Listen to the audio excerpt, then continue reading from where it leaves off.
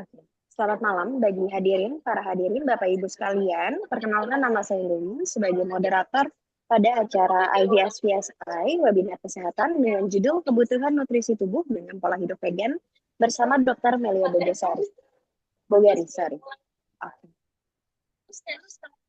Mungkin mungkin pada Dr. Melia Bogari boleh sapa para hadirin. Selamat malam, Bapak Ibu sekalian. Selamat malam kepada moderator Angelin. Apa kabar? Ini webinar kesehatan saya kedua bersama moderator Angelin ya. Iya, betul. Iya. Sama yang pertama Sampai juga. jumpa kembali. Iya. Jumpa kembali dong. Ya. Pada malam hari ini kita akan membahas tentang kebutuhan nutrisi dengan berpola hidup vegetarian. Jadi, perkenalkan nama saya Dr. Melia Bogari, spesialis bedah plastik rekonstruksi dan estetik, subspesialis mikrosurgery onkoplasti. Nah, jadi malam ini kenapa saya mengangkat topik ini? Karena banyak sekali teman-teman ya, teman-teman saya, teman-teman sejawat maupun saudara-saudara dan banyak juga pasien-pasien yang sering kali bertanya, "Oh, dokter vegetarian ya?" Oh ya, sempat kaget ya mereka. Dan mereka bertanya, "Loh, emang kalau misalnya vegan vegetarian gitu, emang nutrisi harian dokter tuh bisa terpenuhi ya?" Ya, maka karena banyak sekali pertanyaan yang muncul ya di saya, maka saya memutuskan mungkin ini bisa menjadi salah satu topik yang hangat untuk diangkat, dijadikan diskusi pada malam hari ini. Gitu. Iya betul banget ya dok. Soalnya pasti apalagi orang-orang kan taunya mungkin kalau pola makan yang non vegetarian tuh mungkin bisa membantu apalagi kayak mungkin dari sisi kecantikan dan lain-lain. Tapi ternyata mungkin dengan pola makan vegetarian ataupun vegan ternyata bisa membantu dari sisi manapun ya dok ya. Iya, betul. Nah, jadi untuk tidak berlama-lama, jadi kita mulai saja. Saya izin untuk share screen ya. Oke, sudah dapat dipersilakan dok. Ya, baik. Apakah sudah terlihat? Sudah dok, udah kelihatan. Oh ya, baik. Baik, kita mulai saja. Malam hari ini kita sama-sama akan membahas dan belajar tentang kebutuhan nutrisi tubuh dengan pola hidup vegan. Yang pertama, kita harus tahu apa itu pola hidup vegan. Mungkin sebagian besar hadirin pada malam hari ini sudah bervegetarian atau mungkin juga sudah vegan dan sudah mengerti apa itu vegetarian dan vegan. Jadi, singkat saja saya bahas bahwa pola hidup vegan itu adalah pola makanan tanpa produk hewani sama sekali. Jadi di sini termasuk di antaranya adalah susu sapi dan telur. Nah, jadi telur mana aja ya? Jadi telur ayam, telur bebek semuanya tidak mengandung produk hewani. Nah, kemudian fokus makanan dari pola hidup vegan sendiri itu berfokus pada sayur, buah-buahan, biji-bijian, dan kacang-kacangan. Nah, nutrisi yang penting dalam pola hidup vegan. Jadi banyak teman-teman yang seperti tadi saya jelaskan, banyak sekali yang bertanya kepada saya, sebenarnya dengan pola hidup vegan ini, apakah nutrisi kebutuhan harian kita bisa terpenuhi, tercukupi, ataupun tidak? Nah, maka dari itu, pada malam hari ini saya akan membahas nutrisi penting dalam pola hidup vegan itu untuk memenuhi kebutuhan harian nutrisi kita. Ada 5 yang paling penting untuk melengkapi nutrisi harian. Yang pertama, tentu saja ada protein. Kemudian vitamin B12, zat besi, kalsium, dan omega 3. Mari kita bahas satu-satu makanan-makanan apa yang ada di nutrisi masing-masing, makan makanan apa yang mengandung nutrisi-nutrisi penting seperti ini ya. Nah, yang pertama itu adalah protein. Nah, protein ini sebenarnya banyak sekali orang bertanya-tanya, apakah lebih sehat protein hewani ataupun protein nabati? Sebenarnya jawabannya itu, protein itu merupakan salah satu unsur kimia ya, yang molekulnya itu cukup besar. Jadi, ada orang yang banyak sekali masyarakat yang salah kaprah bahwa protein hewani itu lebih sehat daripada protein nabati. Nah, pada malam hari ini saya akan meluruskan bahwa protein itu merupakan salah satu zat molekul yang ukurannya itu lebih besar. dibandingkan sumber-sumber vitamin yang lain seperti karbohidrat. Nah, jelas kalau misalkan dengan jumlah molekul yang besar seperti itu, entah itu berasal dari nabati maupun hewani, dua-duanya itu tidak masalah. Jadi, kalaupun kita memakan protein yang berasal dari nabati, bukan berarti tubuh kita akan lemah dan bukan berarti tubuh kita akan kekurangan protein, tidak seperti itu. Karena begitu masuk di tubuh, nah, ini ada makanan-makanan contoh seperti tahu tempe, kacang-kacangan, chickpea, quinoa, dan lain-lain. Begitu masuk di tubuh, molekul yang dihasilkan oleh protein nabati itu sama besarnya dengan molekul yang dihasilkan oleh protein hewani. Nah, dengan kata lain, bahwa protein itu tidak peduli berasal dari manapun, asalkan jumlah harian itu terpenuhi, yaitu 40% daripada jumlah kebutuhan harian normal. Nah, lalu lalu protein nabati itu juga punya salah satu keuntungan. Karena protein-protein hewani itu, protein-protein nabati itu jumlah kadar kolesterolnya itu jauh di bawah daripada protein hewani. Nah, jelas dengan mengkonsumsi protein nabati, tubuh kita akan lebih sehat dan terhindar dari penyakit-penyakit yang seperti penyakit jantung dan lain-lain ya. Jadi penyakit-penyakit yang ada tinggi kandungan kolesterolnya seperti itu. Kemudian yang kedua yang sering sekali menjadi perdebatan yaitu vitamin B12. Nah, banyak sekali masyarakat tuh yang mengira bahwa vitamin B12 itu hanya berasal dari ikan, paling tinggi di ikan-ikan. Padahal tidak seperti itu. Karena sebenarnya vitamin B12 itu sendiri setelah diteliti, vitamin B12 yang paling sehat itu justru berasal dari rumput laut, bukan dari ikan. Nah, kemudian vitamin Niki. Ya. Kemudian vitamin B12 ya. Mohon maaf jadi untuk Bapak Ibu jika ada pertanyaan bisa nanti kita diskusi setelah setelah presentasi. Jadi kemudian vitamin-vitamin B12 itu jadi banyak juga terdapat di kandungan jamur, terutama jamur shiitake.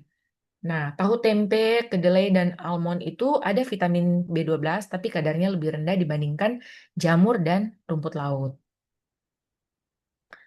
Nah, kemudian lanjut ada zat besi dan kalsium. Nah, sumber zat besi itu banyak, jadi seperti bayam dan kacang-kacangan. Ini sangat terkenal ya bayam. Jadi kalau misalnya ada orang yang bilang, oh saya anemia. Nah, itu kebanyakan dokter-dokter itu menyarankan, oh iya harus banyak makan bayam. Nah, karena bayam sendiri itu sangat tinggi kandungan zat besinya. Kemudian untuk kalsium itu bisa didapat dari susu kacang, jadi seperti susu almond, kemudian susu kacang kedelai, dan sayur-sayur hijau lainnya. Nah, ini yang paling penting yaitu omega 3. Nah, banyak itu orang tua yang takut anak-anaknya itu bervegetarian karena takut, oh ya, nanti anak-anak saya tuh kekurangan omega 3. Karena omega 3 itu paling tinggi itu ada dari ikan laut, katanya seperti itu. Padahal tidak seperti itu. Karena omega 3 itu setelah melewati dari penelitian, itu justru yang paling tinggi dan yang paling bagus omega 3-nya itu adalah dari chia seed. Chia seed dan flaxseed. Nah, dua ini. Nah, makanya kenapa sekarang banyak sekali produk-produk kesehatan anak, produk-produk vitamin anak itu memakai chia seed sama flaxseed. Mereka justru sudah meninggalkan omega 3 yang berasal dari ikan laut karena telah terbukti banyak sekali ternyata anak-anak yang alergi terhadap ikan laut ini sehingga pada waktu mengkonsumsi vitamin itu terjadilah beberapa komplikasi seperti gatal-gatal, kulit kemerahan dan lain-lain ya. Sedangkan chia seed dan flaxseed ini cenderung aman. Jadi begitu dijadikan suplemen, begitu dikasih ke anak, anak-anak itu rata-rata hampir tidak ada. Bahkan tidak pernah saya lihat ada anak itu yang alergi sama chia seed dan flaxseed. Seperti itu ya. Nah, kemudian untuk penerapan pola vegan sendiri itu jangan kita cuma berfokus pada satu makanan. Jadi contoh tadi kan seperti presentasi saya sebelumnya bahwa untuk memenuhi kebutuhan nutrisi harian kita harus lengkap ada 5. Ada protein, ada zat besi, ada kalsium, ada omega 3, sama ada vitamin B12. Nah, jadi lima ini harus terpenuhi. Nah, bagaimana untuk memenuhi vitamin-vitamin ini sendiri? Yaitu sumber makanan kita tuh harus divariasikan. Jadi, jangan cuman kita berfokus pada satu jenis makanan aja. Jadi, contohnya, oh ya kita mau meningkatkan zat besi, jadi kita makan bayam terus pagi siang malam. Ya, tidak seperti itu. Jelas harus dikombinasikan dengan kacang-kacangan, dengan buah-buahan, dengan biji-bijian, dan lain-lain. Nah, dan kalau misalkan ada Bapak Ibu yang masih bingung, nah itu mungkin bisa dikonsultasikan dengan dokter yang sudah lebih paham atau dokter gizi juga bisa gitu. Dan kalau bisa juga rutin mengikuti seminar kita ini ya, Angelin ya. Karena seminar kita ini kan diadakan tiap minggu ya. Jadi kalau Betul banget misalkan sih. iya, jadi kalau misalkan memang kurang mengerti, kurang paham, nah mungkin bisa mengikuti webinar-webinar kita ini dan kita di sini bisa sama-sama diskusi gitu. Nah, ada yang kurang paham bisa berkonsultasi. Nah, kira-kira seperti itu. Mungkin dari hadirin, apakah ada pertanyaan, masukan, diskusi? Oke, Bu, terima kasih banyak Dokter Melia Bogeri yang udah memberikan sangat-sangat material insightful ya mengenai poin-poin penting dengan pola hidup makan vegan kayak gitu. Nah, mungkin bagi teman-teman ataupun hadirin ada yang ingin bertanya boleh mengajukan raise hand ataupun boleh tulis di kolom komentar atau mungkin mau on mic juga boleh.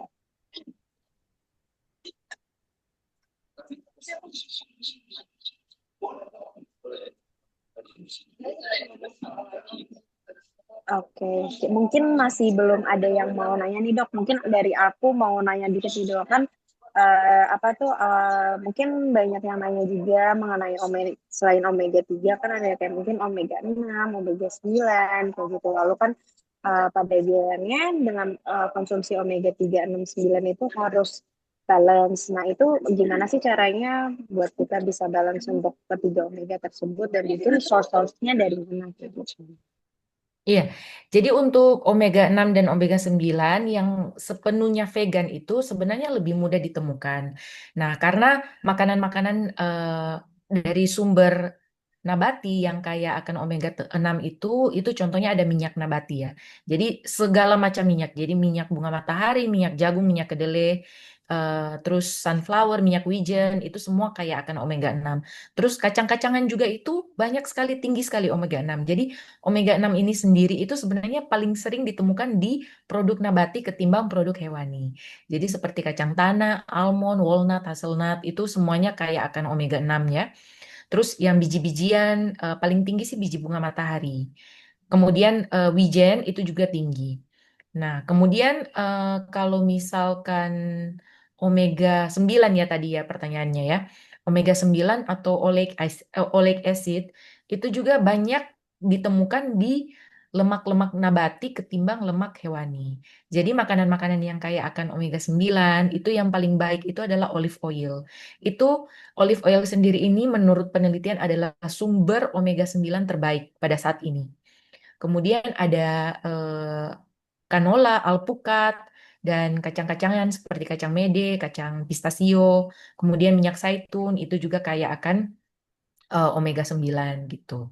Nah, jadi sebenarnya omega 6 dan omega 9 itu tidak sulit untuk dipenuhi pada pola makan vegan gitu. Itu sih seperti itu. Oke, terima kasih banyak dok. Ya, mungkin dari Mm. para hadirin ada yang mau ditanyakan? Mungkin masih malu-malu kali ya dok ya. Iya, karena sebenarnya mungkin hadirin pada malam hari ini tuh mungkin sudah sangat mengerti tentang pola hidup vegetarian, pola hidup vegan.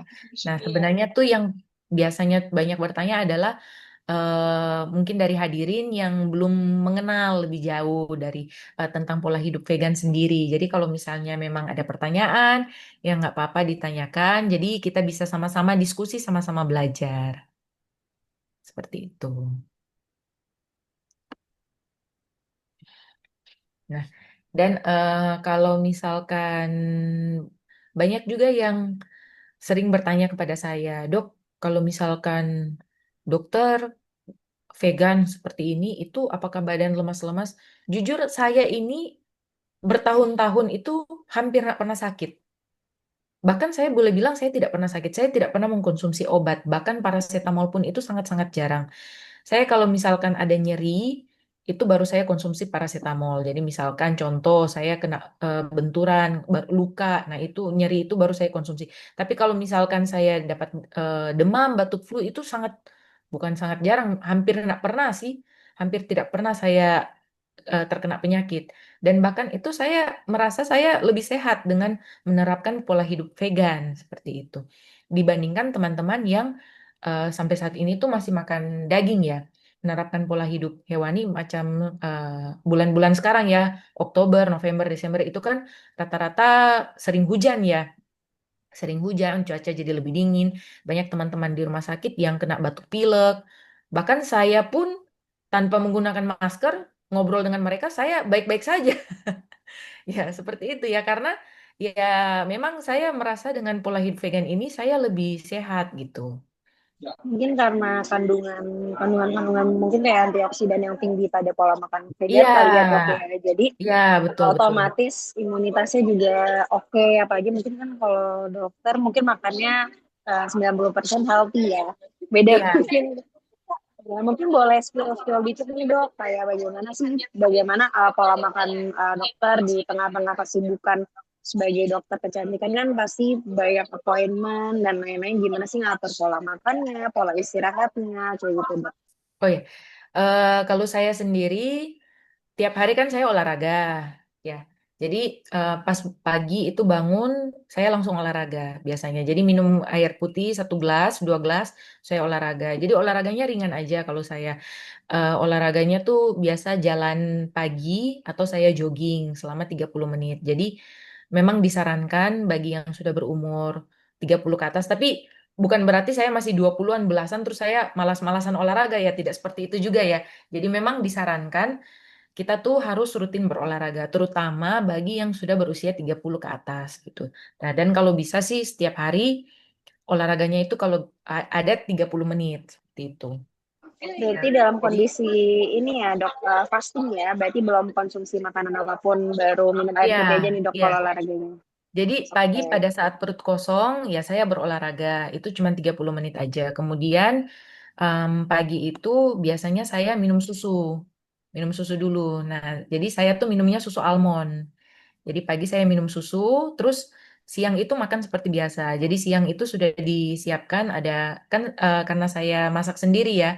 Jadi kan saya nggak beli makanan dari luar karena makanan dari luar kan saya nggak tahu minyaknya bersih atau enggak. Jadi gorengannya itu bersih atau tidak. Jadi saya lebih baik masak sendiri gitu.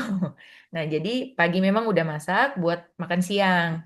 Nah, siang itu makan ada makan nasi, terus kadang-kadang diganti dengan singkong, terus kemudian tahu tempe selalu ada dalam menu saya. Jadi tahu tempe, kemudian sayur hijau itu selalu ada dalam menu saya ya. Jadi sayur hijau dan sayur-sayur yang lainnya seperti wortel, kemudian kentang, lalu ada kacang-kacangan. Jadi kacang-kacangan itu biasanya sih karena menghindari minyak terlalu tinggi, biasanya saya rebus. Seperti itu. Kemudian untuk malam itu, malam sih saya makannya udah nggak terlalu banyak. Jadi tetap makan nasi, tapi lebih dikurangin porsinya. Jadi sama seperti makan siang, cuman porsinya lebih dikurangin. Seperti itu sih. Oke, berarti kalau sarapannya cuma minum susu almond aja ya dok. Berarti Iya, makannya lebih ke siang sama malamnya aja iya gitu. makan siang Cuman dan malam. Dan bedanya kalau malam mungkin karbonya lebih dikit ya dibandingkan siang. ya, jadi kalau malam itu biasanya saya konsumsi nasi sama sayur-sayur, tapi sayurnya itu dibikin kuah. Jadi nggak kayak jadi dibikin kuah. Jadi biasanya lebih sehat tanpa minyak. Seperti itu. Oke, makasih banyak dok. Mungkin bagi teman-teman ada yang mau nanya.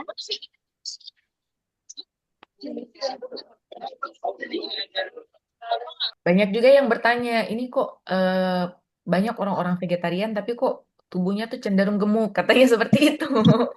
Ya, banyak dari teman-teman saya, oh ya itu ada kenalan saya, dia vegetarian tapi kok gemuk gitu. Nah, sebenarnya yang bikin gemuk itu tuh bukan bukan tentang makanannya. Entah itu dia mau makan daging atau vegetarian, tapi kalau misalnya porsinya tidak diatur dan tidak didukung dengan pola hidup sehat, seperti olahraga dan lain-lain, ya tetap aja gemuk. Baik kan? Baik kan? Baik kan? gitu. Oke, kalau biasanya dok makannya tuh di waktu yang sama atau mungkin gimana dok? Kalau misalnya biasanya setengah sehari-hari. Ya, bagaimana? Maaf. Ya, misalnya mungkin kalau makan pagi tuh jam berapa, siang kalau malam tuh jam berapa atau biasanya gimana sih dok kalau makan? Kalau saya kan biasanya olahraga pagi itu jam setengah tujuh, paling lama jam setengah tujuh, kadang jam enam setengah tujuh. Terus biasanya saya minum susu jam tujuh sih. Jadi minum susu almond itu jam tujuh, kemudian jam 12 siang, jam 11 jam 12 lah itu saya makan makan siang. Kemudian makan malamnya itu pokoknya sebelum jam 6. Jadi sebelum jam 6 malam saya makan makan malam karena kalau saya sih 3 jam, 3-4 jam sebelum saya tidur saya udah makan seperti itu. Oke, makasih dok. Di kolom komentar ada yang nanya nih dok. Malam dok, saya VG hampir 30 tahun. Tubuh nggak bisa gemuk dan saya takut dingin suhu agak rendah, tangan langsung terasa dingin. Itu penyakit atau memang seperti itu ya dok? Mungkin boleh bantu juga. Tubuh nggak bisa gemuk dan saya takut dingin. Suhu agak rendah, tangan langsung terasa dingin. Penyakit atau memang seperti itu. Nah, mungkin ini tuh harus diperiksa dulu. Jadi kadang-kadang kan memang ada orang yang tidak tahan dingin ya. Jadi bukan berarti karena kita vegetarian terus kita tidak tahan dingin. Jujur kalau saya tuh saya kan vegetarian juga berapa ya sekarang ya? 17 tahun ya. Saya bervegetarian 17 tahun. Tapi saya kalau tidur malam AC-nya 20. Dan selimut itu kayak cuman tipis banget. Jadi kadang juga bisa tanpa selimut dan ya saya juga baik-baik aja. Jadi mungkin kalau misalkan ada kecenderungan tangan dan kaki dingin itu bukan berarti pola hidup vegan atau vegetarian seperti itu. Bukan berarti seperti itu. Karena banyak juga yang salah kaprah. Oh iya kan tumbuhan kan dingin. Jadi mungkin karena begitu masuk ke badan saya, jadi badan saya jadi ikutan jadi cepat dingin. Enggak seperti itu. Jadi ya mungkin memang pada dasarnya badannya memang tidak tahan dingin karena memang ada orang-orang yang seperti itu. Ada juga banyak juga teman saya yang makan daging tapi kalau misalnya kena AC tetap dingin-dingin aja malah lebih tidak tahan dingin ketimbang saya yang bervegetarian ya gitu. Nah, jadi kalau misalnya tidak tahan dingin itu ya dicek dulu apakah dari muda memang dari kecil memang tidak tahan dingin, tidak tahan di ruangan-ruangan yang ber-AC ataupun mungkin ada penyakit-penyakit turunan. Jadi penyakit-penyakit turunan ya ada banyak ya.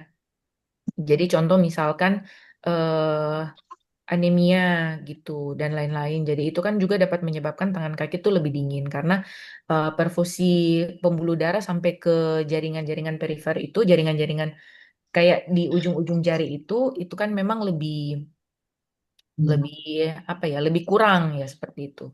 Jadi ya dicek dulu apakah memang dari dulu seperti itu atau baru-baru ini. Kalau misalnya baru-baru ini ya mungkin bisa dicek lab dulu ya, dicek kesehatan. Tapi kalau misalnya memang dari dulu seperti itu ya ya memang dari orangnya ya seperti itu ya.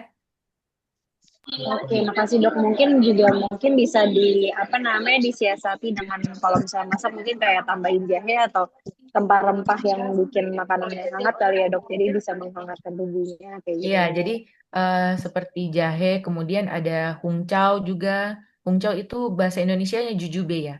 Kemudian ada kice, kice itu bahasa Indonesianya Kici kali ya, goji berries ya. goji berry betul-betul.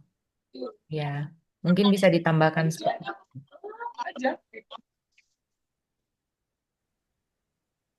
Oke, makasih banyak dok. Mungkin Dan kalau dari yang misalkan, lain. oh ya tadi ada tanya juga, udah vegan 30 tahun, tubuh tidak bisa gemuk. Saya justru kebalik. Kalau saya gemuknya justru gampang. Karena ya tadi kembali lagi ke pola makan ya. Jadi kalau misalnya memang porsinya tidak banyak, ya memang tubuh ya susah gemuk. Tapi kalau misalnya porsinya diatur, jadi kecukupan protein, kemudian karbohidrat, omega 3 zat besi, kalsium dan lain-lain itu terpenuhi ya pasti bisa gemuk. Gitu. Oke, makasih banyak dok. Ini mungkin ada yang nanya ya, atau suaranya belum di unmute.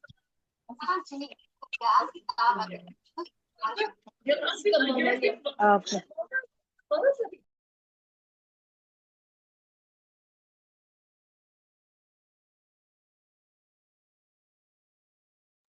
Oke dok, ini di kolom komentar juga ada yang nanya katanya, sorry melalui FB, mau nanya biji chia seed kalau tensi rendah apa boleh dikonsumsi?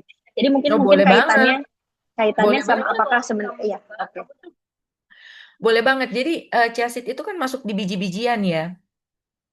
Nah, justru kalau misalnya biji-bijian itu dia sebenarnya bagus untuk vaskular. Jadi dia itu kan pembuluh darah kita itu kan model pipa ya di tubuh kita ini. Nah, jadi pembuluh darah itu seiring usia. Jadi kan pipa itu kalau misalnya kita masih muda pipa itu elastis. Jadi bisa kebayang nggak? Jadi dia model pipa, tapi pada orang masih muda pipanya justru itu elastis. Jadi dia dapat memompa darah ke seluruh tubuh itu dengan baik karena dia elastis bentuknya.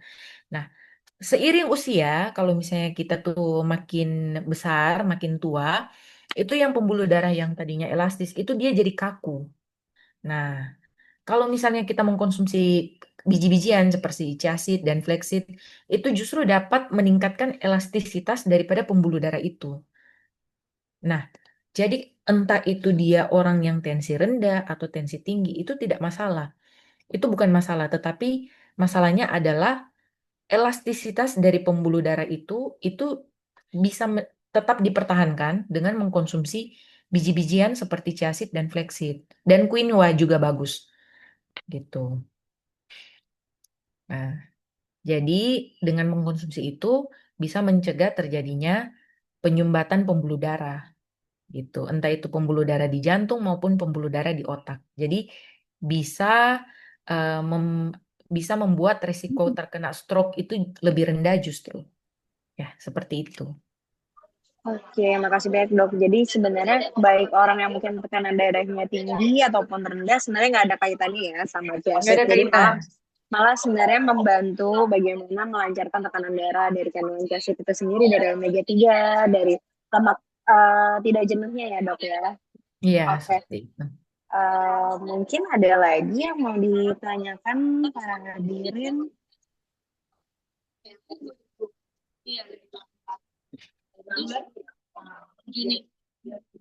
Ini mungkin dari aku juga mau nanya nih dok, gimana sih kalau kan dokter juga udah lama ya vegan.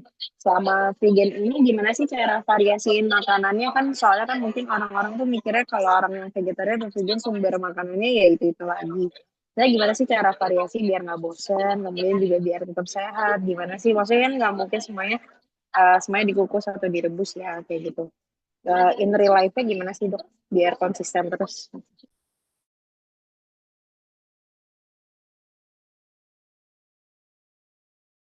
Sorry dok masih di mute, boleh di unmute dulu.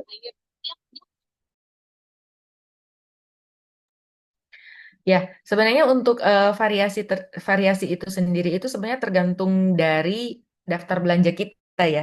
Jadi tiap kali kita ke pasar ataupun ke supermarket ya kalau bisa kita sayur-sayurnya divariasikan. Jadi jangan hanya sayur hijau aja yang dibeli, tapi sayur-sayur yang seperti wortel, kentang, kemudian sawi putih itu juga bisa dibeli. Kemudian yang kacang-kacangan seperti pete, kacang polong, nah itu semua juga bisa dibeli.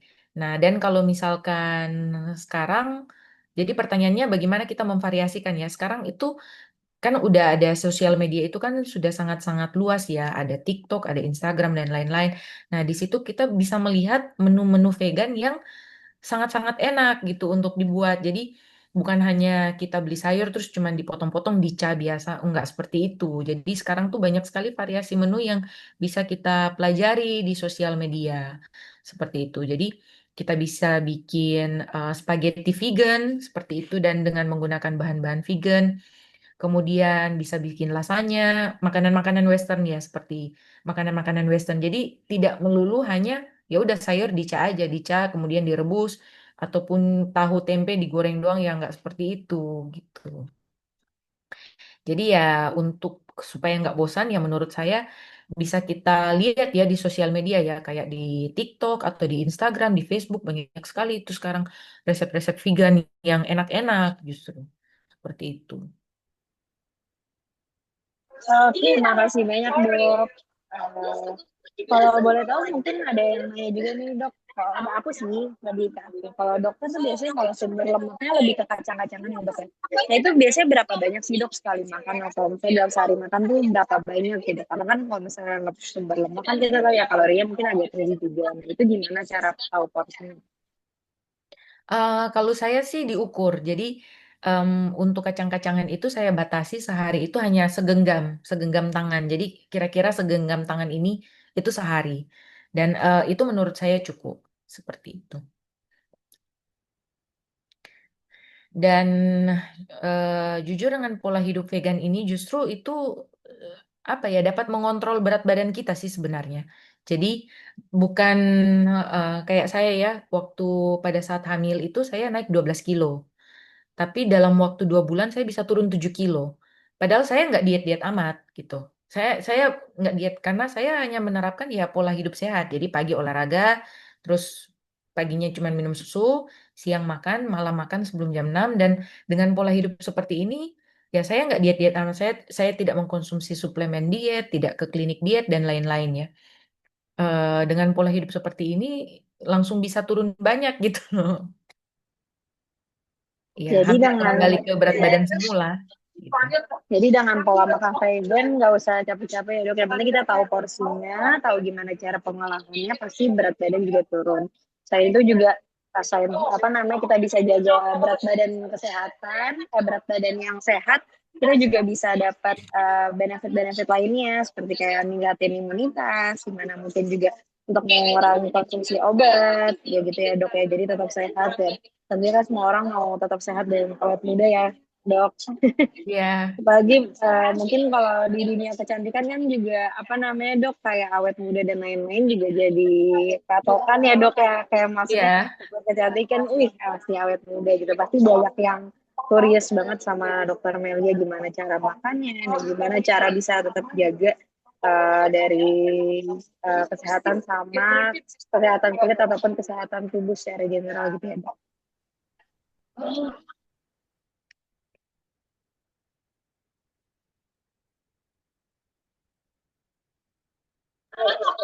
Oke, di sini juga ada yang nanya dok. Malam dokter mau tanya gimana sih cara jaga konsisten dalam bervegetarian apabila keadaan sekitar tidak mendukung. Misal lagi sakit atau daerah sekitar tidak ada makanan vegetarian. Terima kasih dari Erikson. cara menjaga konsistensi itu harus datang dari diri sendiri sih menurut saya. Jadi kalau misalkan dari diri sendiri sudah bertekad, sudah berprinsip, oh ya saya mau vegan, saya mau atau setidaknya bervegetarian ya. Saya mau vegetarian, saya mau vegan gitu. Itu walaupun ada apa ya banyak yang menggoda ya kan yang namanya juga di luar sana banyak sekali godaan ya apalagi kita di Indonesia orang-orang yang dengan pola hidup vegan ini sangat kurang ya. Nah, jelas di tempat kerja saya aja di rumah sakit yang begitu besar, cuman saya sendiri yang vegan seperti itu. Bahkan mereka apa ya sangat mempertanyakan kenapa sih kamu vegan gitu seperti itu. Tapi ya menurut saya konsistensi bagaimana cara konsistensi itu harus datang dari diri sendiri. Karena kalau misalnya tidak dengan tekad yang kurang bulat, dengan tekad yang kurang em, dengan tekad yang kurang bulat ya, dengan tekad yang kurang mantap, itu tidak mungkin kita bisa bertahan selama itu gitu. Jadi semuanya itu kembali ke diri sendiri sih, menurut saya sih. Dari niat awal dan tekad ya dok ya. Niat Kalau awal dan misalnya niat tekad. awal niatnya dan tekadnya kuat, pasti mau kondisinya gimana pun bakal tetap stay untuk menjaga pola makan vegan itu sendiri ya dok ya. Ya, betul. Oke. Oke, mungkin dari para hadirin ada yang ingin ditanyakan lagi. Kalau misalnya nggak ada, mungkin dari dokter Ini, Melia ada. ini ada yang raise hand. Oh, boleh, boleh. Sorry. Boleh, Ya, silakan. Boleh kalau Milianto. ya malam Dokter Melia. Ya, Ya, selamat malam kok. ya. Jadi mungkin kalau saya sih belajar vegannya mungkin nggak terlalu sulit ya karena vegetarian udah lama. Cuma mau mengajarin vegan ke anak itu yang agak sulit karena mereka masih seneng itu apa namanya konsumsi telur ya, konsumsi telur. Kalau untuk vegetarian kita udah sekeluarga udah vegetarian, tapi kalau apa me- mengurangi dia konsumsi telur itu yang mungkin agak berat. Kira-kira ada tips nggak, Dok? Kalau misalkan menurut saya sih anak-anak ya eh, berjalan aja ya kok menurut saya. Jadi kalau misalkan memang niatnya ya yang tadi seperti tadi saya bilang ya, itu kan semua kan tergantung tekad dan niat ya kok ya. Jadi kalau misalkan untuk anak-anak niatnya belum bulat, belum mantap terus kita paksakan. Nah, itu justru yang mungkin depan kita tuh mereka vegan tapi di belakang kan kita nggak tahu. Ya, nah jadi ya kita kalau misalkan untuk anak-anak kita cukup kasih pengertian, kita kita kasih semangat seperti itu, tapi jangan dipaksakan, karena makin dipaksakan itu ada beberapa tipe anak tuh yang makin dipaksakan justru makin rebel, makin melawan gitu. Nah, jadi kalau menurut saya sih cukup kita kasih pengertian, kita perkenalkan, oh ya, kalau misalnya vegan tuh begini ya, kelebihannya begini, begini, begini. Nah, terus dengan pola hidup vegan, kamu juga bisa mengurangi. Yang pertama kan, kenapa sih alasan kita memilih untuk vegan? Yang pertama kan ya pasti cinta kasih ya, cinta kasih terhadap hewan. Kemudian yang kedua ya kesehatan. Ya dua ini aja. Jadi kita kita perkenalkan ke anak gitu. Kita kasih pengertian ke anak ya. Dengan pola hidup vegan kan kasihan tuh ayam sama sapi itu harus dipaksa untuk bertelur, dipaksa untuk memerah susu gitu. Ya seperti itu. Jadi masuknya sih menurut saya ke situ. Baru kemudian alasan kesehatan. Ya, dengan pola hidup vegan, kamu tidak mengkonsumsi susu dan telur. Kelebihannya tuh seperti ini. Nah, tapi ya kalau misalkan memang anak-anak belum ada tekad yang bulat ya, menurut saya jangan dulu dipaksa sih, pelan-pelan aja. Oke, baik Dok. Berarti nggak usah terlalu strict dulu lah ya. Kita coba arahkan lah ya. Arahkan dulu Iya, gitu. baik. Oke, thank you Dok. Ya, sama-sama. Oke, terima kasih Dokter Melia. Mungkin dari yang lain ada yang mau bertanya atau ingin raise lagi?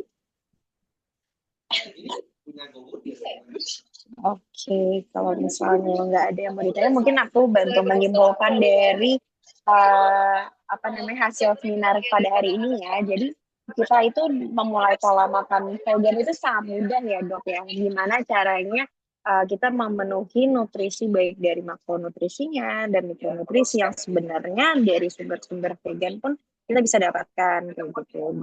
Lalu juga banyak manfaat yang bisa kita dapatkan. Oh, di sini ada yang bertanya lagi dok.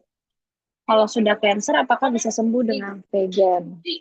Ya, mungkin boleh bantu dijawab.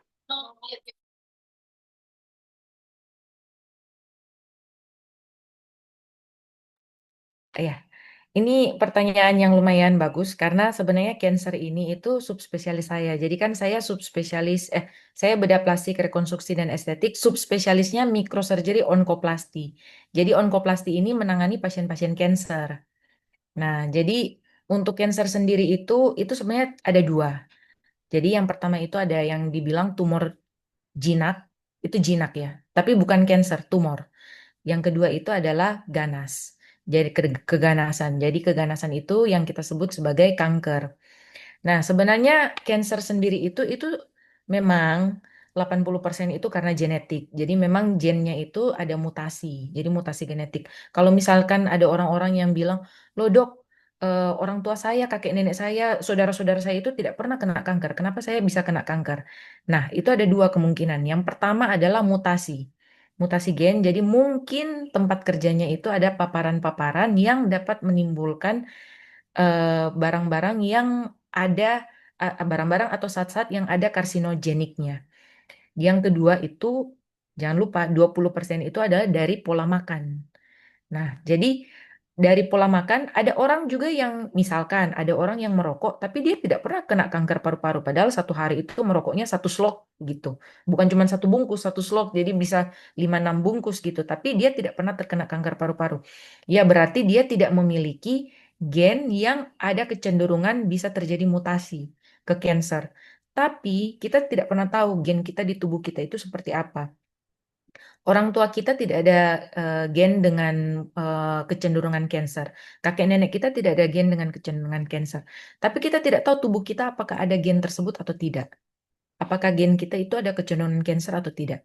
Sehingga pada saat mungkin kita Misalkan nih, ada orang yang merokok, dia baru merokok satu bungkus aja dia udah kena kanker paru. Nah, berarti tubuhnya itu ada kecenderungan gen itu yang bermutasi ke cancer. Seperti itu. Nah, sama kanker usus juga seperti itu. Apakah dengan berpola hidup vegan dapat menurunkan risiko kanker usus? Iya. Jawabannya iya. Tapi vegan yang seperti apa dulu? Kalau misalnya dia vegan tetapi dia itu misalkan menggoreng, misalkan nih, tahu tempe dia goreng. Kemudian nggak habis. Besoknya digoreng lagi. Udah goreng kedua. Nggak habis lagi. Besoknya lagi digoreng lagi ketiga kali. Digoreng berterus-terus-terus. Nah, apalagi kalau misalnya digorengnya dengan menggunakan minyak yang tidak pernah diganti selama 1 minggu. Misalnya biasa kan minyak maksimal 2 kali goreng harus langsung dibuang kan? Seperti itu kan paduan dari pemerintah. Tetapi banyak kan orang-orang yang minyaknya itu udah 10 kali goreng sampai udah hitam-hitam nggak pernah diganti. Nah, apakah bisa terkena cancer walaupun dia vegan? Bisa, bisa jadi gitu. Tapi bukan berarti memang betul secara kalau kita lihat dari apa itu yang nutrition apa World WHO, terus dia itu ada yang di divisi nutrition and dietitian itu memang disebut bahwa pola hidup vegan itu dapat menurunkan risiko kanker usus. Tapi bukan berarti kita vegan terus kita makanannya itu sembarangan, jadi tidak dijaga. Minyaknya itu dipakai goreng sampai udah hitam tetap dipakai goreng ya tidak seperti itu. Terus misalkan jamur-jamur yang udah busuk mungkin di kulkas karena takut karena sayang gitu, udah mahal beli terus dipakai masak ya tidak seperti itu. Kalau misalkan memang tubuh kita ada gen yang dapat bermutasi ke kanker ya bisa terjadi kanker usus gitu. Apakah bisa sembuh dengan vegan? Kalau sudah di tahap kanker tidak bisa. Jadi kalau misalkan yang seperti tadi saya bilang, kalau tumor jinak ya enggak apa-apa, karena kan jinak itu dia tidak menyebar. Tapi kalau misalnya dia sudah cancer, cancer itu tergantung stadium juga. Jadi dia kan ada stadium 1, 2, 3 sama stadium 4. Yang paling terminal itu stadium 4. Nah, apakah bisa sembuh dengan vegan? Jawabannya tidak bisa. Tapi dengan vegan dia tidak memperparah. Tapi kalau bisa sembuh, enggak. Jadi itu kalau mau sembuh ya tergantung stagingnya. Kalau misalnya dia masih staging 1, 2 itu bisa sembuh dengan operasi. Kalau misalnya dia staging 3 operasi sama kemoterapi, radioterapi dan lain-lain. Kalau sudah staging 4 itu operasi sudah tidak bisa masuk di situ. Jadi ya palliative care. Jadi palliative care itu sebenarnya ya cuman kemoterapi, radioterapi sama dikonsulkan ke psikiatri untuk pendampingan psikologis seperti itu. Oke, makasih banyak dok. Mungkin ada yang juga yang bertanya dok, apakah kalau misalnya kekurangan omega 3, 6, 9 itu bisa menimbulkan penyakit apa ya dok? Mungkin boleh dijawab dok. Kalau misalkan kekurangan omega 3, omega 6 dan 9 itu bisa berdampak pada banyak fungsi tubuh kita. Karena itu merupakan lemak penting untuk perkembangan otak, jantung, hormon, dan peradangan. Jadi, kalau misalkan gejala-gejala yang bisa terjadi ya, misalkan kekurangan omega 3, 6, 9, pada kulit dan rambut itu misalkan kulitnya kering, bersisik, rambut mudah rontok, kulit tampak kusam, mudah iritasi. Kemudian untuk otak misalkan mudah lupa, sulit fokus, fungsi otak menurun, depresi, cemas, seperti itu. Kemudian untuk radang, misalkan radang sendi-sendi, terus kalau misalkan dia luka itu dia susah sembuh, ya seperti itu ya. Seperti itu sih kalau misalnya kekurangan gitu.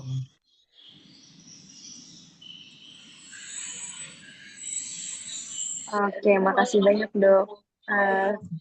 Iya, mungkin ada lagi yang mau ditanyakan dari teman-teman ataupun para hadirin. Mungkin dari Dokter Melia ada kesimpulan yang ingin disampaikan dok dari seminar kita hari ini.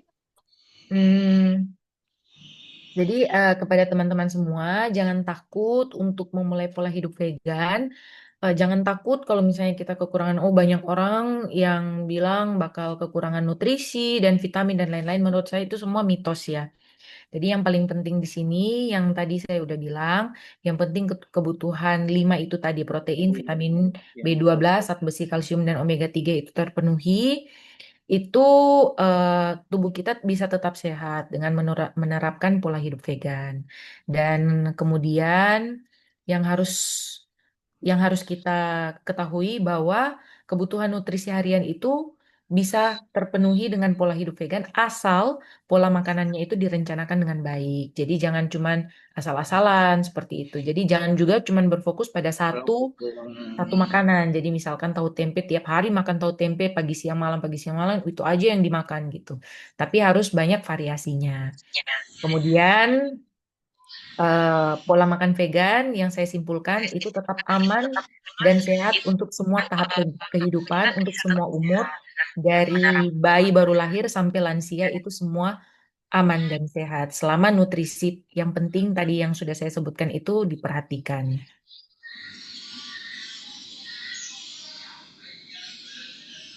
Oke, jadi nggak perlu takut untuk pola makan vegan ya dok, karena itu sangat aman dari setiap apa namanya tahap kehidupan. Yang penting kita tahu gimana caranya membuat ataupun mengatur pola makan kita kayak gitu. Kalau saya makan yang terutama di bagian pola makanan itu atau misalnya whole food pasti aman gitu ya, dan pastinya sehat juga ke bagi tubuh kita.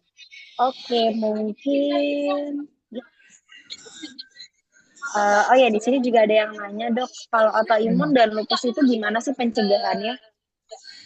Eh, Sebenarnya penting yang harus kita ketahui bahwa penyakit autoimun namanya juga autoimun ya. Berarti kan dari imunitas tubuh kita, termasuk di dalamnya ada lupus. Itu sebenarnya tidak dapat dicegah sepenuhnya karena itu semuanya itu berasal dari imun tubuh kita gitu. Karena penyebabnya itu kompleks. Dia itu bisa gabungan dari genetik, hormonal maupun lingkungan. Nah, resiko kekambuhan itu itu dapat dikurangi dengan gaya hidup, misalkan contoh kelola stres secara teratur. Karena dari banyak penelitian ya, dari buku-buku kedokteran maupun jurnal-jurnal maupun sekarang tuh banyak sekali webinar-webinar kesehatan, itu ada hubungannya itu stres dengan autoimun. Jadi mereka tuh banyak sekali dokter-dokter, banyak sekali ilmuwan itu yang sudah meneliti bahwa stres ini sangat berhubungan erat dengan autoimun. Nah, jadi cara pencegahannya ya, salah satu itu adalah yang paling penting adalah mengelola stres secara teratur, terutama lupus. Nah, jadi bagaimana cara kita mengelola stres? Kita bisa dengan meditasi, yoga, mengatur teknik-teknik pernapasan, tidur tuh harus cukup, istirahat harus teratur, gitu. Kemudian untuk tidak ada sebenarnya tidak ada diet khusus sih untuk orang-orang autoimun dan maupun lupus ya. Tetapi pola makan tertentu dapat mengurangi peradangan-peradangan. Jadi pilih makanan itu yang kaya akan sayur dan buah. Jadi misalnya sayur, terutama sayur-sayur hijau ya. Sayur-sayur hijau, semua semua sayur hijau itu bagus. Kemudian buah-buahan semua itu bagus. Kemudian pilih ganti lemak-lemak hewani dengan lemak-lemak nabati yang lebih sehat. Jadi contoh lemak dari alpukat, dari olive oil, dari chia seed, dari flaxseed gitu. Kemudian untuk karbohidrat sendiri eh, ada juga yang kayak ada juga yang merelasikan bahwa nasi putih itu dapat memicu peradangan. Nah, untuk itu untuk nasi putih sendiri itu bisa kita ganti dengan brown rice, nasi merah ataupun kita ganti dengan oats, barley atau nasi-nasi yang ada multigrainnya. Kemudian harus banyak mengkonsumsi protein, terutama protein-protein nabati dari tahu, tempe, dan lain-lain. Batasi makanan-makanan yang dapat memicu peradangan, seperti ultra processed food. Kemudian kurangi konsumsi gula. Jadi semua jenis gula itu tidak baik, terutama dari minuman-minuman manis.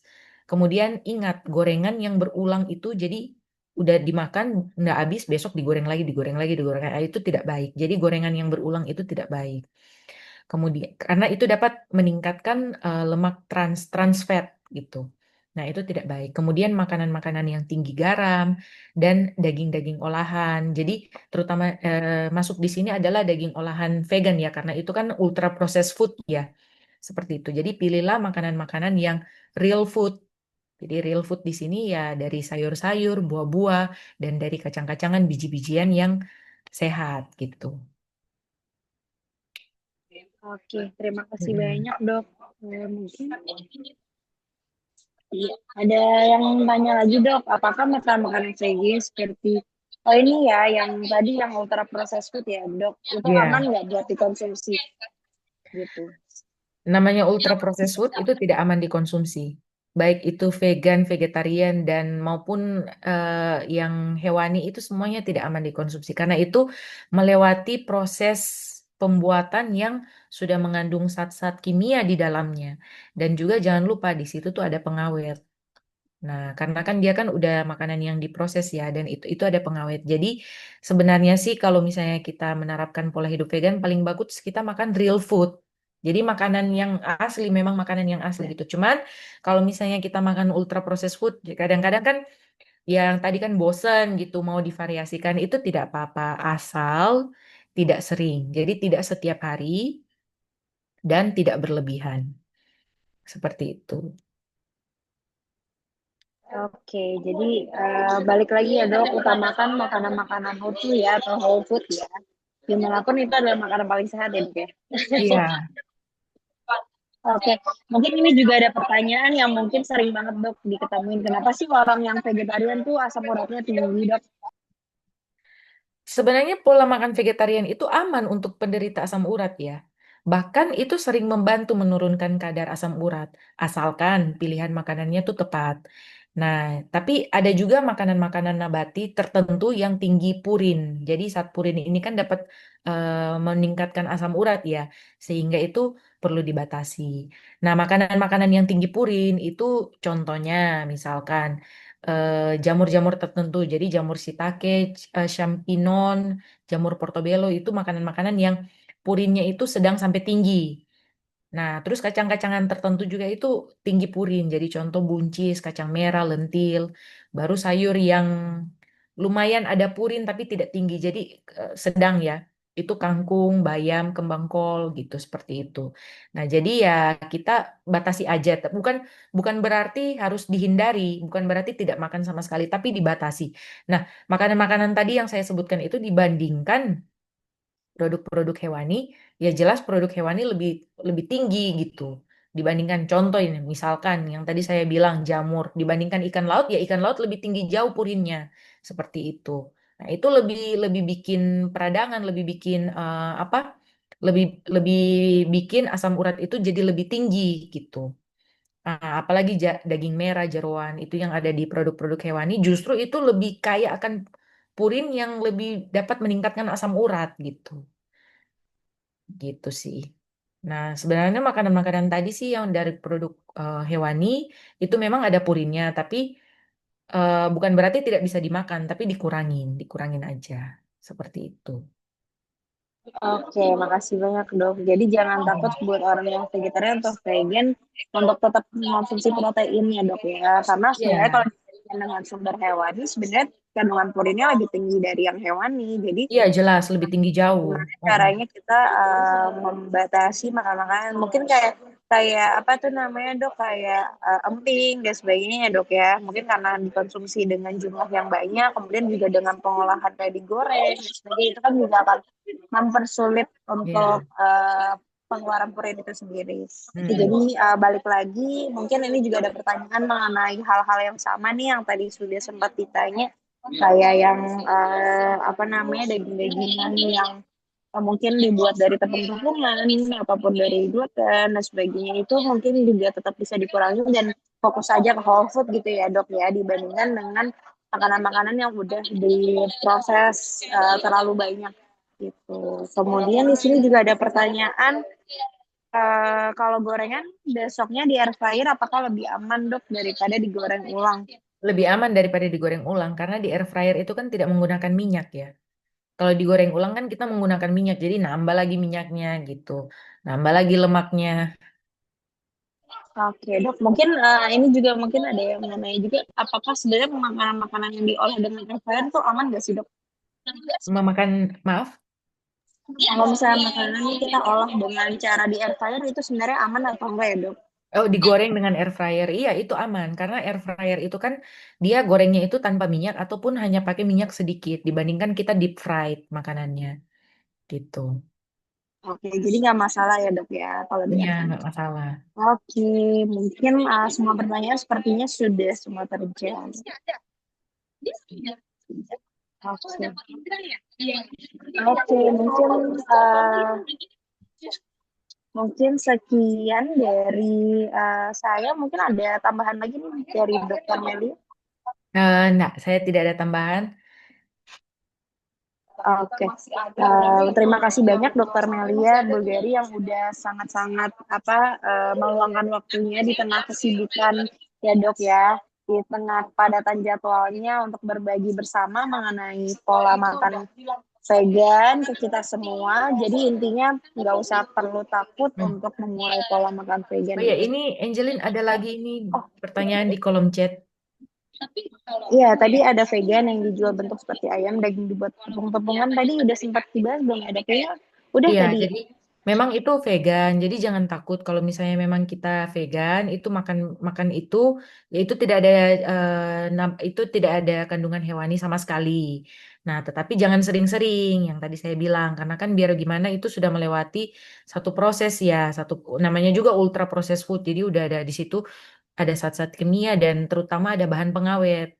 Nah, makanan dengan bahan pengawet, entah itu makanan hewani ataupun makanan nabati, dua-duanya itu tidak sehat, sangat tidak sehat.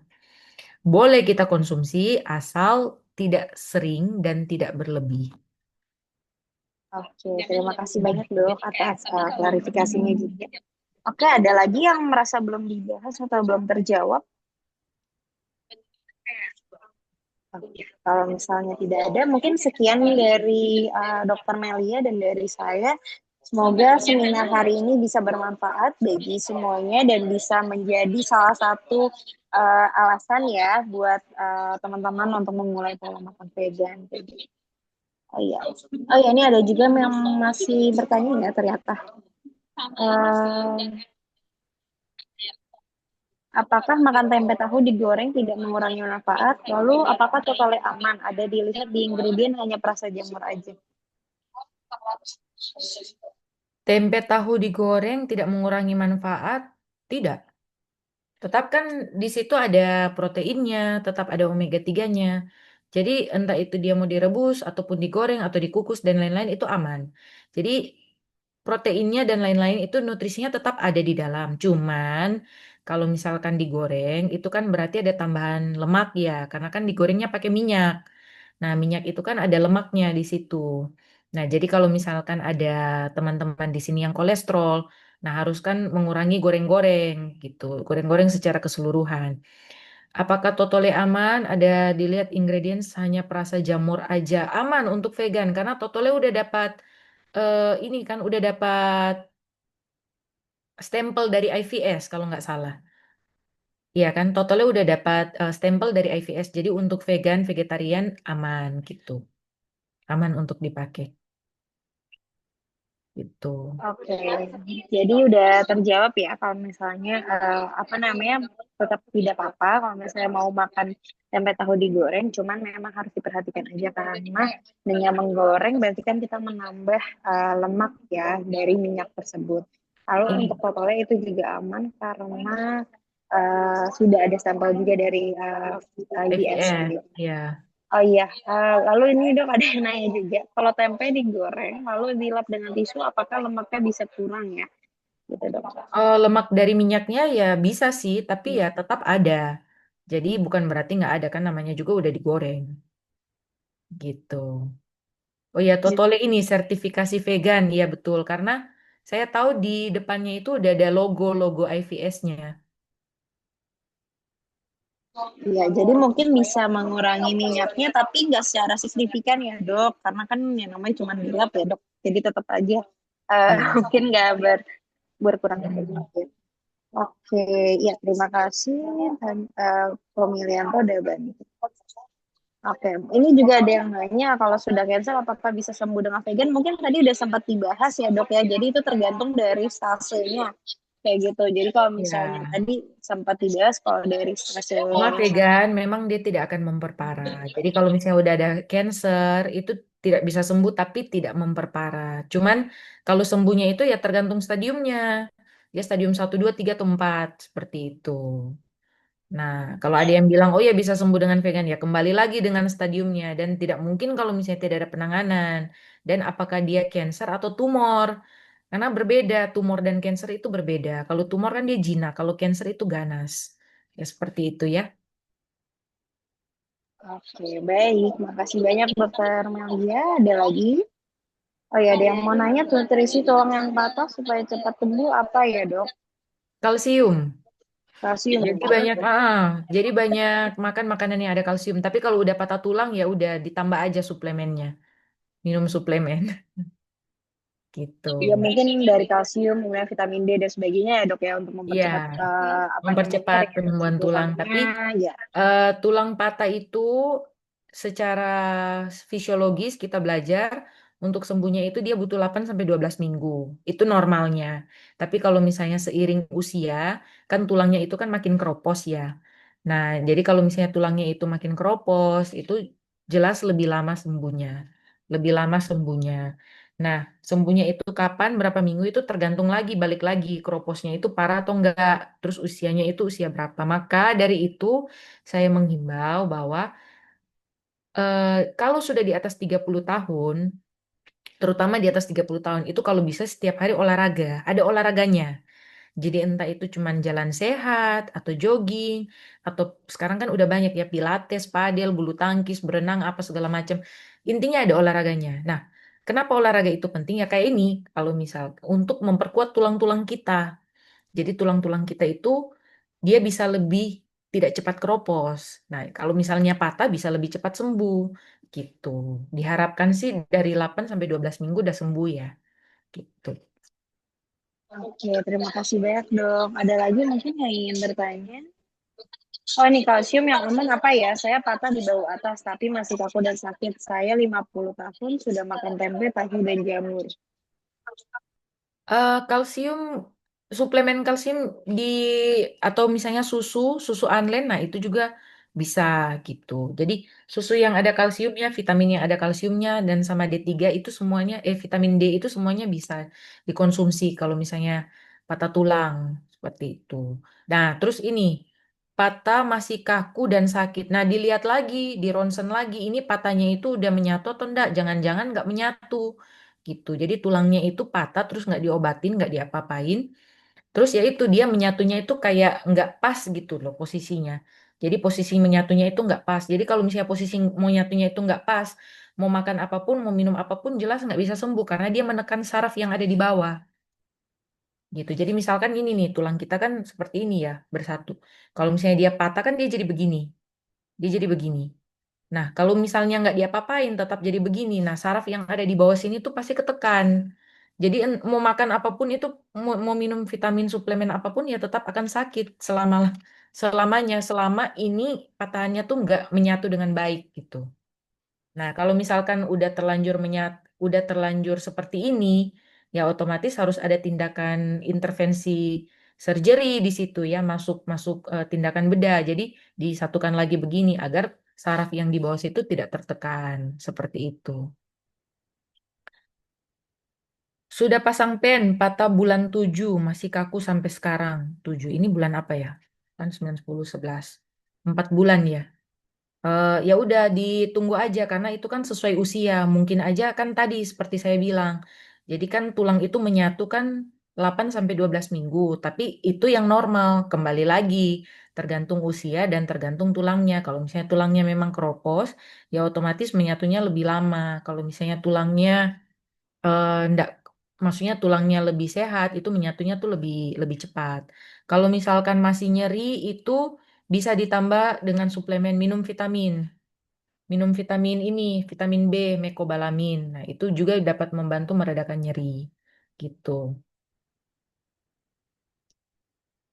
Oke, terima kasih, Dok. Ada lagi nih yang nanya, Dok. Kalau untuk vitamin D3 K2 minum berapa kali sehari untuk prevalensi 58 tahun ya, Dok? Vitamin D dan K2 berapa IU sehari untuk pralansia 50 tahun. Vitamin D tidak bisa melebihi 2000 IU per hari. Jadi kalau misalkan kita mau kombinasi vitamin D K2 kan sekarang ada kan suplemennya vitamin D K2 itu rata-rata vitamin D yang ada di dalam itu cuma 800 IU. 800 IU tambah vitamin K2 itu aman. Yang penting vitamin D itu tidak bisa melebihi 2000 IU per hari karena vitamin D itu molekulnya besar. Jadi kalau misalnya dia kelebihan di tubuh, dia itu tidak bisa tersaring dengan sempurna di ginjal. Jadi dapat menyebabkan penyakit ginjal seperti itu.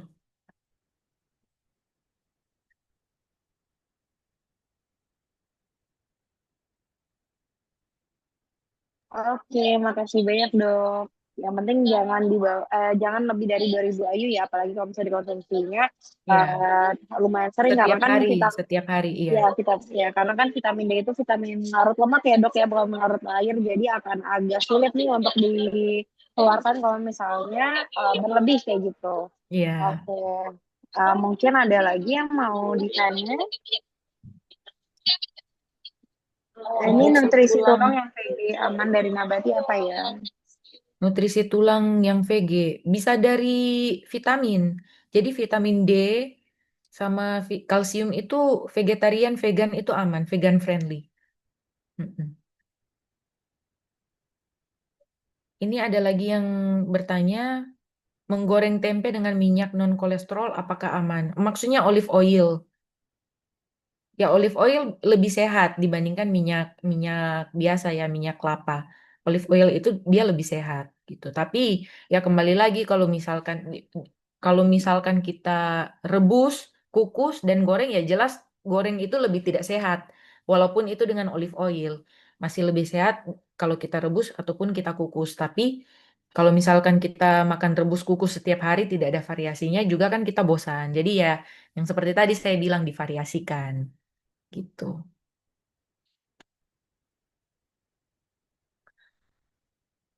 Sayur dan buah yang ada vitamin D. Sayur dan buah. Oh, maksudnya ini tanya sayur-sayur dan buah yang ada ya, yang ada vitamin D. Nah, sebenarnya vitamin D itu sendiri itu yang paling tinggi itu ada di matahari. Jadi, kenapa orang itu harus berjemur di matahari dari rentan waktu jam 7 sampai jam 9 gitu. Karena itu sumber vitamin D itu paling tinggi, bahkan lebih tinggi daripada segala buah, sayur dan makanan-makanan hewani gitu.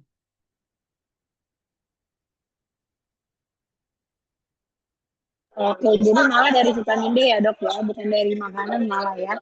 Iya, kalau mau ditanya vitamin D yang paling tinggi ya itu dari sinar matahari.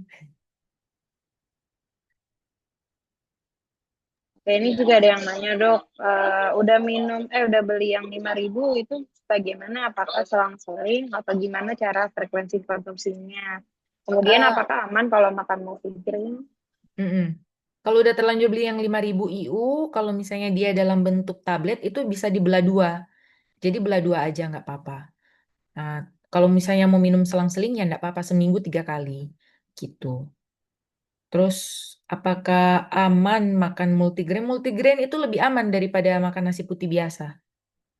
Nasi putih yang biasa sama multigrain itu lebih aman. Jadi biasanya tuh multigrain itu dicampurkan dengan nasi putih. Kan seperti itu kan. Jadi dimasak bersama dengan nasi putih itu lebih sehat gitu.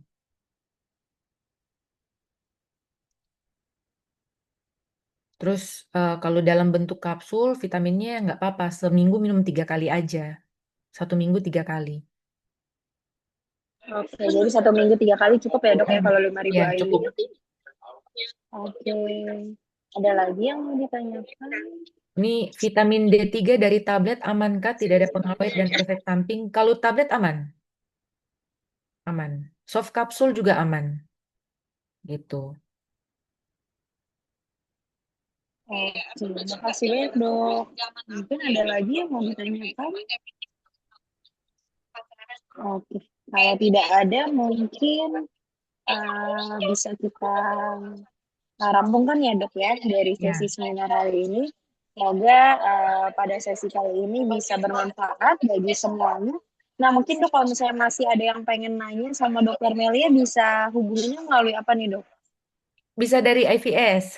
Dari IVS ya. Ya, Oke, jadi buat para hadirin yang mungkin masih ingin bertanya sama dokter Melia itu bisa menghubungi melalui IVS ataupun bisa ikut ke seminar-seminar selanjutnya dari narasumber-narasumber lainnya yang tentunya pasti tidak kalah seru juga gitu ya.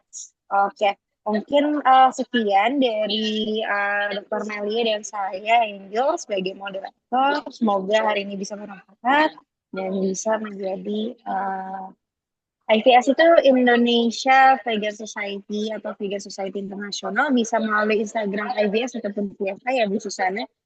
Oke, mungkin itu aja dok. Dari dokter ada lagi yang mau ditambahkan? Tidak, dari saya cukup. Oke, terima kasih banyak. Sampai jumpa di seminar-seminar selanjutnya.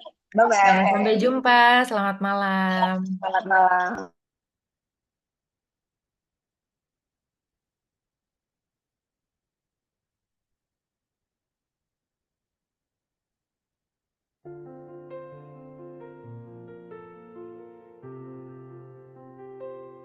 United we march forward strong beneath the banner of universal love, world vegan.